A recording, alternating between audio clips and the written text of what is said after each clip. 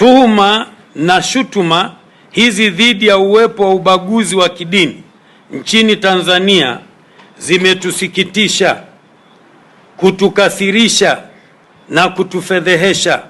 Raia wa Marekani wanaoishi Tanzania ni mashahidi wa kushamiri kwa uhuru wa kuabudu hapa nchini kwetu Tanzania. Hatutaki kuamini kwamba Marekani, taifa ambalo sote tuliumizwa na kulia pamoja wakati mashambulizi ya kigaidi kwenye ubalozi wake jijini Dar es Salaam mwaka ule wa 1998, linaweza kufanya kazi kama hii ya kupandikiza chuki za kidini hapa nchini.